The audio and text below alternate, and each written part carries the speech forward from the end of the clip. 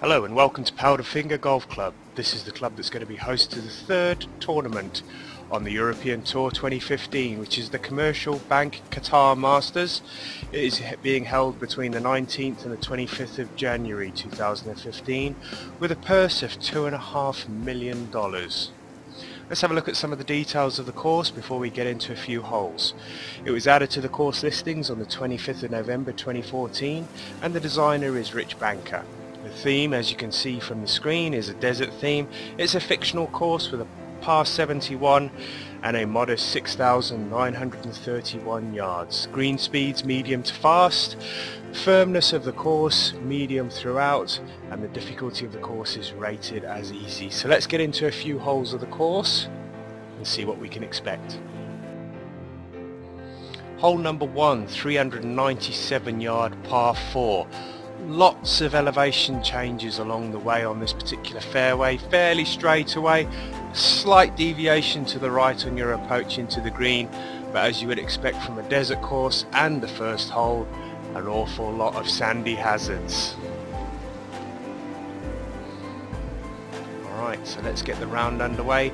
Not an awful lot in the way of wind here on this course, 5 miles an hour, which is also going to be very good considering the greens are going to be fairly firm. Nicely away, tee shot good on the first hole, always pleasing. Smack bang in the middle of the fairway. 291 yards, going to give us a nice short shot into the green. Less than 120, shouldn't have to put a lot of loft on this to get this to stop. Medium to firm, so I may have to put a little bit onto it. 116 odd yards, this one to the flag. A little bit of wind behind. So let's see if we can get this to stop nice and close.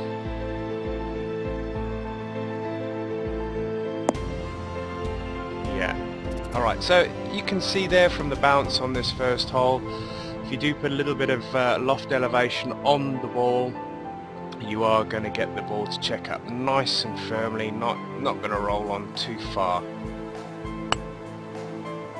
And that's going to miss. Putts, greens are quite fast when you're putting, as you can see from that one, was only 1 inch downhill, but it did move a fair bit. Pick up the par, move on to hole number 2. Hole number 3, the first of the par 5s, 557 yards. Dogleg to the right, shouldn't have too much to worry about off the tee here. Fairway is nice and wide for the landing zone. Moves off to the right hand side, big dip in elevation here, downhill on the second shot. Provided you get a good drive off the tee, you should be able to attack the flag on the second, but you may want to aim for the heart of the green because there's a massive bunker and a lot of water on the left hand side there. Alright, so we've got the wind into the face, which is going to make the green in 2 very difficult. Let's get this nice and far down the fairway, as far as humanly possible when you're playing into the wind. 270 odd yards, so it's going to give me 285 yards. Not going to be reachable with the wind into my face, even though it is downhill, so let's just get it as close as we can and leave a nice little approach shot for the third. Good kick to the left, it's going to settle in this little bowl in the front of the green.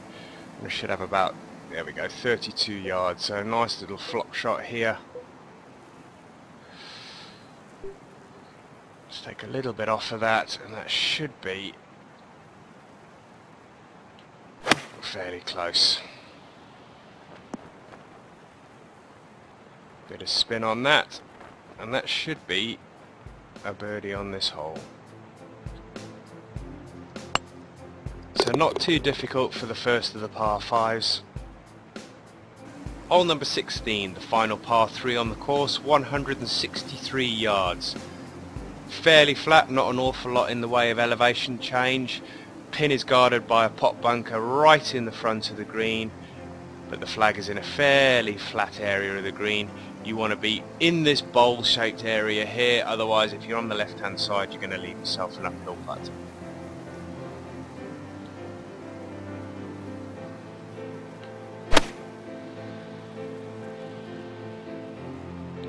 is away and it looks fairly good. If it gets a good bounce, it checked up a little bit because it hit the face of that bank, and that's going to leave me a little left to righter, 9 feet, and I haven't allowed enough, so that's going to give me a fairly standard couple of footer for a par.